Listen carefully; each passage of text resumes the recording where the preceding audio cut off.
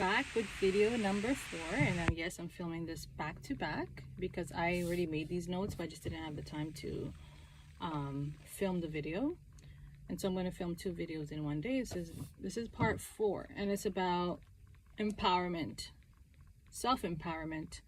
And we want to use tazkiya as a tool for self-empowerment, and it gives us the power to change, which is a powerful thing.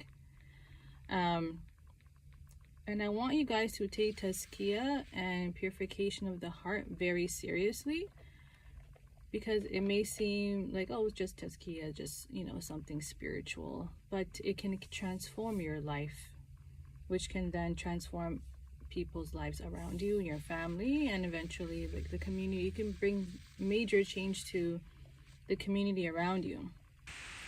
We need to learn the diseases of the heart, their causes, their signs and symptoms, and the treatments as well. If we apply what we learn, we will see results. That is a guarantee. And please take this seriously. It can really transform your life and change your life. It is our responsibility to learn the teachings, apply them into our lives, and then teach them to others. And that's what I'm doing right now. I've been reading this book for years, like over and over again. I found this book during my depression, when I had a depression like a few years ago, and it really changed my life. And I just thought more people have to know about this tazkiya and this spiritual side of Islam, which I don't think they really teach you in Quran school. You usually just go learn your alif ba ta, you read your Quran, and you go home and you learn a few hadiths about Day of Judgment, signs of the Day of Judgment, stories about jinns, which kids always love, and signs of the hour, about Dajjal, but we don't really go further and deeper within the religion. And I feel like tazkiya really is so important, and we are missing out. I want to make these teachings accessible. That's my goal, to kids, for parents, make it easy for parents to apply it and teach them to their children.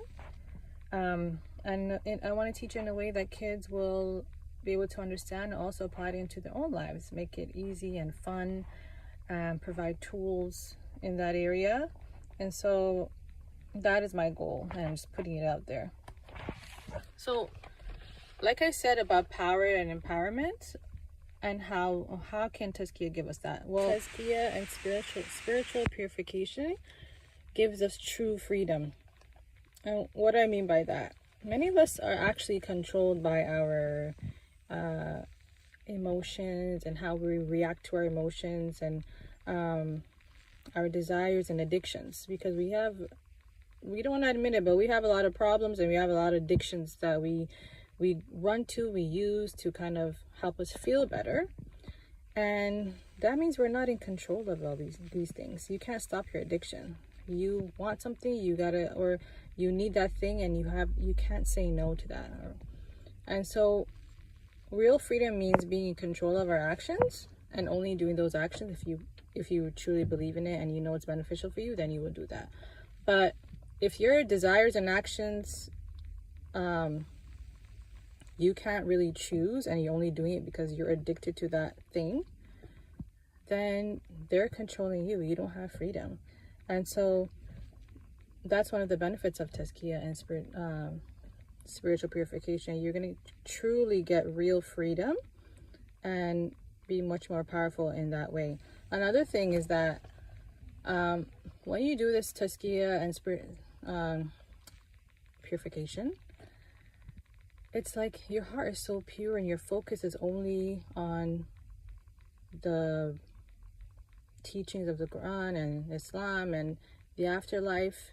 And this world is not gonna, it is important, but it's not gonna affect you and control you like how it used to.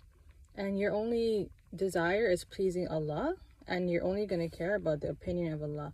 And so being worried about people's opinions and what people think about you, like that's one of the major problems we have, is like being afraid of other human beings and what they think of us. and not being able to do what we think is right because we're afraid of being made fun of, or what they thinking about you, if you're being weird, if you look weird. But imagine like not caring what people think and being able to stand up for the truth and doing the right thing just because you know it's the right thing, and you're not going to care. And you're going to have so much more confidence because you only care. You know that the only opinion that matters is Allah's opinion. So it's like we're being hostage, right? We're being held hostage by what other people think. We can't be our true, authentic self because of this fear. And so tazkiya gives you that power and freedom and that confidence to be able to be your authentic self and not be afraid of other people.